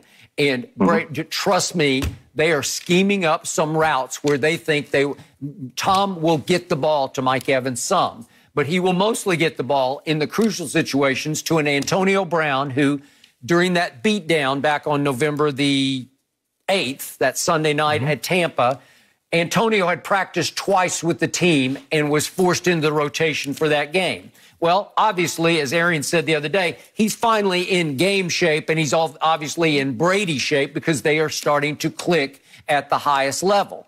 So, to me, their bye week came late in the year, and what did they do in the bye week? They finally revamped the offense from Bruce Arians' offense 100% to a little bit of Tom's offense because they added motion and they added play action. He didn't have any of that in that New Orleans game. And now they're doing a lot of that because they are starting to run the ball, not only with Rojo, but Fournette ran the ball with electricity I hadn't seen from him all year at Washington. The egos are out the window. You know, you 2 games away from the Super Bowl. The egos are out the window. Sean Payton is a hell of a coach. He is a hell of a coach. He's one of the best coaches in football. But Tom Brady is the best player that I've ever seen play in the National Football League, not because of his physical stature, not because of his talent, just because of his brain and his just resilience and how much he wants it. He wants it. I've never seen a quarterback celebrate like that. If you know anything about Tom, you watch him come out the locker room and you watch him come out the tunnel for the last time, he's sprinting full speed, even though he's slow as hell. He's sprinting full speed. You can just see it in his eye. You can see it. You can see how much he wants it in his eye. Yep, I agree. This is on the Saints front four, Jordan and Rankins and those guys. Because Tom, if he holds the ball, he's going to get hit. And you're right. What they did is revamp the offense. They run a lot of shallow crosses, a lot of basic crosses. They're getting the ball out of his hands. And then they play action you and hit you over the top. Shannon, you want to change your pick? No, I do not. Why not? I do not. You just heard it from wisdom. You know Shannon, he is going to go with it. And it's not about what he says. It's about what he can make the people believe. I got Drew Breesy. Drew Breesy won this thing. Drew Breesy, this is my last go-round. Shannon, I'm so sorry about this, but I also agree Tom Brady's going to get it done. So now, I'm looking forward to how you handle this on Monday, really. I'm looking forward to it already. No mercy. Monday, celebrate the life and legacy of Dr. Martin Luther King Jr. as Notre Dame travels to the campus of Howard University for a special MLK Day showdown. Join us as we pay tribute to this most influential American hero. Monday, 2:30 Eastern on Fox and the Fox Sports app. How special is that? That's great. Looking forward to it. Well, a lot of news lately, guys. NFL head coaching vacancies are beginning to be filled across the league. The Jaguars were first out of the gate by hiring our guy, Urban Meyer, as their new coach. And last night, the Jets named 49ers defensive coordinator Robert Saleh their new head coach, making him the 4th minority head coach currently in the league. So, Shannon, which do you think is the better hire? Well, Urban is the better high, Skip. He's been a head coach. He's been a very successful head coach. I don't know Urban Meyer, but from what I hear, he's very CEO-like. He delegates the authority, and he makes sure everybody's where they're supposed to be and is done how it's supposed to be done. So that's what you have to do. Because I think the thing is sometimes, Skip, when you see these OCs or you see DCs get head jobs, well, he was great as an offensive coordinator. He was great, but there's only one side of the ball. You're responsible for offense, defense, and special teams. You're responsible for when they travel, when they meet, when they practice, when they do this. So Urban has done that for the better part of his adult life. Yep. So he's equipped. I'm not saying Robert Saleh can't learn these things, and I'm sure, being around Kyle Shanahan and see how he conducts business, but I think Urban, because Urban has been there, done that, he's had success. I believe he's going to a great situation, the #1 pick, almost $100 million in cap space, and he has some quality young players. The only concern is his health. He's left 2 jobs early and cited health reasons as the reasons why he's leaving. Now, if you think the college was stressful, this thing about to get turned up a whole different level, Skip. Because Urban, when he was at Florida, Skip, 95% of the time, other than against Alabama, he had the most talent on the field. When he's at Ohio State, 98% of the time, when he's facing Alabama, he had the most talent on the field. Agreed. He going to Jacksonville, probably 25% of the time, he's going to have the best talent on the field. So, if that, to start with. If that, Skip. So those are my only concerns, but I think Urban was the better hire. The just question is, can he sustain it? Okay. Full disclosure, I do know Urban. I like Urban. I believe in Urban as a leader and a CEO and a winner. So I'm obviously going to lean Urban here, even though there's a critical factor. He's only coached in college football. Right. But he has obviously been a head coach in college football and a supremely successful head coach. A master of the quick turnaround, because just to remind everybody, he started out at Bowling Green. In his first year, they went from 2-9 to 8-3. Then he goes to Utah. First year, they went from 8-6 the previous year to 10-2. Florida, they'd been 7-5, and his first year they go 9-3. Ohio State had been 6-7 the previous year, and they go 12-0. That's pretty good. Yeah. Obviously, he's won national championships. He reminds me of Jimmy Johnson, whom I covered, obviously, another who works here at Fox. And I know Jimmy extremely well. His personality is very different than Urban's. You know, it's more, Jimmy he is literally a hurricane. Yeah.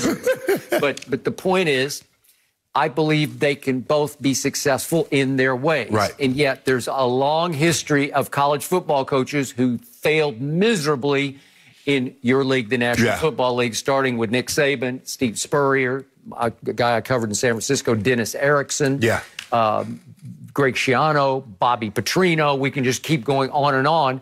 The odds are actually against Urban succeeding. Yes. Even though I believe he will, and he didn't interview for any job because he said, I want that one. Well, Skip, I think it's different now. You have to understand these guys are different. And I think the biggest difference is, Skip, you're dealing with 18, 20-years. 18, 20-year-olds are trying to get to the NFL. Yep. These 22 and the 30-year-olds, they're already in the NFL. And they got wives. They got kids. They got mortgages. So you can't talk to them like you talk to a teenage kid. Well, Jimmy did, but...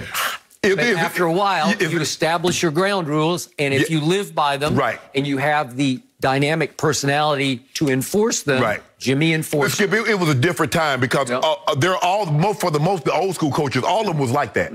Coach Landry, all those guys. All the coaches were like that.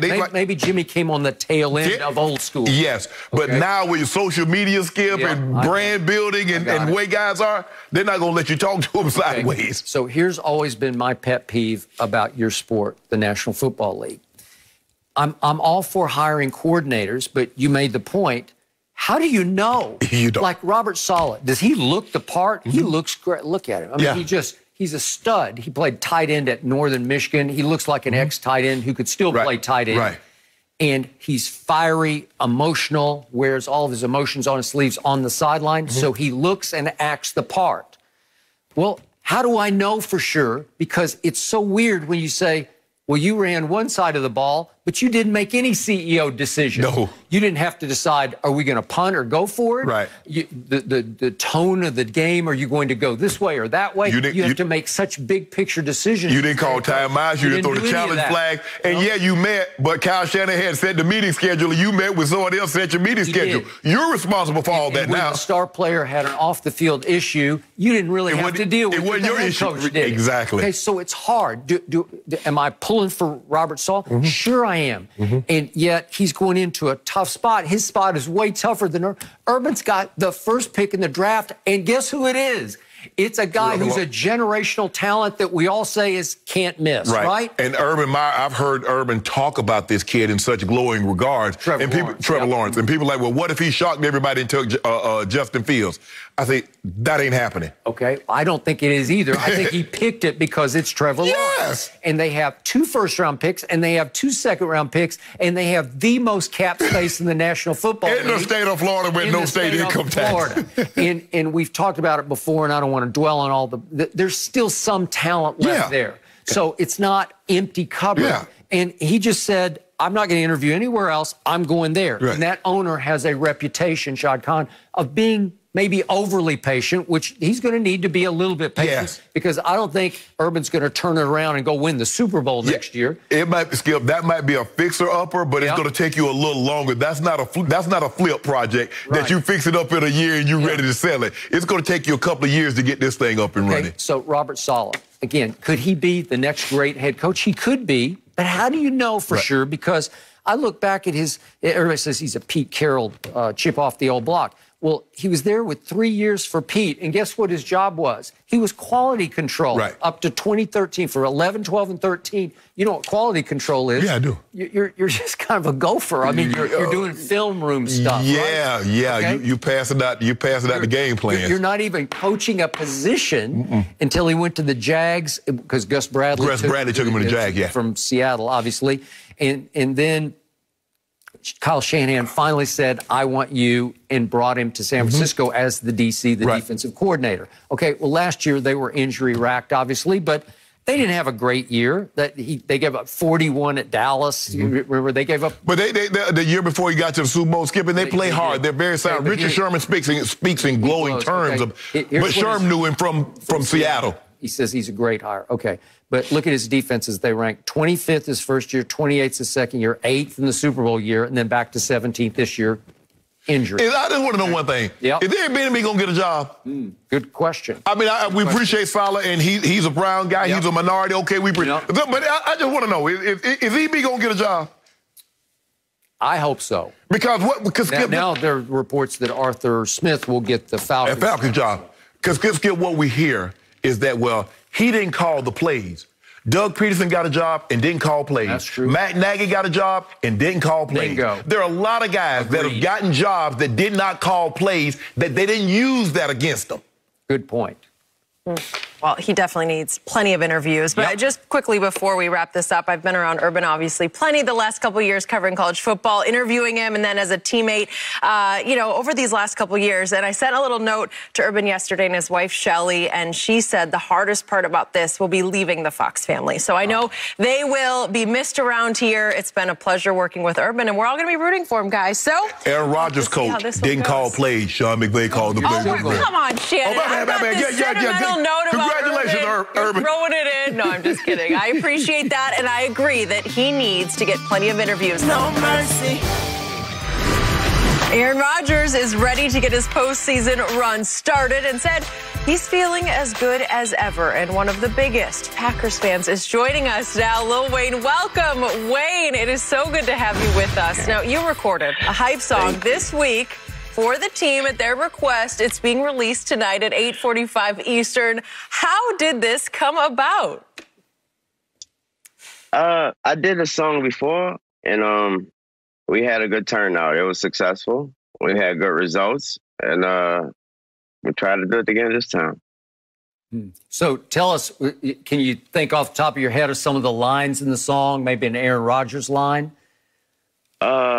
I know for a fact I don't say nothing about cowgirls. You got me. Touche. Yeah. Anything great? You know I'm not about to give you no sneak peek or nothing like that, man. You know I'm not about to do that. Okay, I got it. So, but I took a lot of time into it. I worked on it for 3 days too. I don't do that. So you don't do that. In fact, no. I've known you just to crank them out in a couple of hours. So you really... Exactly. Yeah, okay. So before I turn over to the man you call Unc, tell the story real quick. I know you've told it to us before, but how you became a Packer fan you're growing up in New Orleans. So the Packers went to the Super Bowl. The Super Bowl was in New Orleans. My late father, Reginald McDonald, he attended that Super Bowl, and he wasn't a fan of any of the teams that was there. It was just so amazing that the Super Bowl was in New Orleans. It was something, if you had the ability to do it, you had to be there. And he was there, and when the Packers won that game, and he came home with Green Bay Championship towels, Super Bowl towels, cups, hats, everything he could, anything that was being given, he had it. He brought it to the house. And from that moment on, I was a Green Bay Packer fan. And then the game Madden, everybody know how big that is for anybody that loves sports or any video game. So I was playing Madden, and the Super Bowl champion is going to always be on the cover that next time. So it was easy to become a fan of that person and all that, and that was Brett Favre. And that was the Brett Favre New England Super Bowl. So did your friends give you any you-know-what over being a Packer fan versus being a Saints fan? No, Skip, see, because my era coming up, the Saints, right before my era coming up, the Saints they were a real bad team. Yeah. And so actually in New Orleans, when I was coming up, man, you used to get roasted on for coming to school with a Saints hat on or a Saints jacket on. Like, for real. What is everybody I know had a team, a secondary team. The Saints was, okay, yeah, that's my team because we from here, but who your real team is? That's how it always was. So the Packers played the Rams. Are you concerned about the Rams a little bit? I know the Packers have played well. Aaron Rodgers played unbelievable, but the Rams have what can give Aaron Rodgers problems, a defense that can get after him with Aaron Donald, Brockers, Fox. They got a great defense, Wayne. Yeah, then also Ramsey, Jalen out there too. So yeah, that threat, Devontae, I believe in Devontae 100%, of course, but man, that Terminator down there, man, number 99. And they talking about his ribs. Man, that man ain't got no ribs. That man ain't got no ribs. They went in there and tuned something else up inside. That man ain't got no ribs. That's Terminator, T1. So tell us. But we're not worried, though. We're not worried. All right. So give us your insight into Aaron Rodgers this year, because obviously the organization decided the past draft, we got to move forward with Jordan Love. And it looked like Aaron was starting to be on the way out. How did he respond to that? I know you keep in close touch with lots of people around the team. Give us your breakdown on his season and how he responded. Well, we call it, he giant it up. Yeah. He giant it up. Straight up. He manned up. He said, okay, this is what it is. Well, I'm going to show you what it is. And he stepped up to the plate, whatever cliche you want to call it. I mean, they rubbed him the wrong way, and we seeing what happens from that. And he felt disrespected. And as an Aaron Rodgers fan, I felt disrespected too, because I was like, we did just have a wonderful season. I don't understand what was it we needed to do, what he needed to do to show anything else. But he's showing it, and man. So is it Super Bowl? Tornado. Is it Super Bowl or bust? Will you consider this season a failure if you guys are not in Tampa and the confetti is raining down on you? And you probably going to the game. So I know if they get to the Super Bowl, you going. Yeah, if we not in that bowl, if that confetti ain't green and yellow coming down that night, something ain't right. Something ain't right. It's gonna be hard for me, for real. So speaking of going to games, I know you have an invite to go to Green Bay tomorrow. Are you still thinking about it? And if you do go, would you be up in a suite, in a box, enclosed, or would you be down on the sideline with your team? Honestly, I don't know how they're going to do that. If I am there, you already know, Skip, they probably going to have to stop me from going on the field, because, man, you know how much I love that team, Skip. Okay. I also know how much you live in Miami. And hate the cold. Yeah, exactly. I know you was about to say something. I know you was about to say something about that. I'm going to, I have an ankle mink on the Joe Name It, whatever I need to have on to stand on that sideline. I'm out there. I was thinking more like a Canadian goose or a Montclair, but you said a mink. You feel me? Come on, That is true Packer spirit. If you could last 4 quarters, I think it's going to snow showers. I don't know if it's going to be brutally cold, but brutally cold. I done been around. I'll be all right. The adrenaline gonna be rushing. Coach might need me to go out there and take a few snaps. I'm ready. Let you call a play. You got something diagrammed up. You say you play Madden, so you go dial up one of those plays on Madden. I heard they got a few plays that's named after me. I don't know what kind of play, defensive, offensive, but I heard they got a few plays named after me. So hopefully they work. So is this song that drops tonight, is it going to be a surprise to the Packers? Did they hold off the surprise until today? I think that's what they did. I think they, because they had some specific rules about the song, what they didn't want me to, they don't want nobody to hear it before the team hear it. Obviously, they want them to hear it all at once, and that's how I want it to be as well. Just so I want them to hear it, and I want them to be ready to run through a wall after that. Well, who asked you to make the song? Like I said, I've been made it, so it's kind of I did it before, so it just kind of asked like, man, the team is doing real well this season. Of course, my friends already was like, man, you probably need to make one of them songs again. It's gonna probably take y'all there. And then you already know, man, me and the coach, Matt, we real cool. We've been talking, and he was like, man, I think one of them songs will really do it. Like, I really think one of them songs So they going to really do it. Well, I got the Packers. The Packers about to do this thing. Then if the coach say, hey. Come on. I don't got nephew, that thing about to go down. Aaron Rodgers, yeah. He been feeling real. Skip don't like her there. You know, he been talking about hosting Jeopardy and how he been drinking a little tequila here and there. Yeah. He ain't worried about nothing. You know how Skip is. If it ain't Tom Brady, you know how Skip is. If it ain't Tom, if it ain't number 2 in basketball and all that, you know how that. And then, you know, the Cowboys. He still hurt over the Cowboys because he actually thought they was going to get in the playoffs. My quarterback got hurt. They still play? Yeah. So I don't know if you're going to consider this good news or bad news, but I am picking the Rams to win this game. How do you feel about that?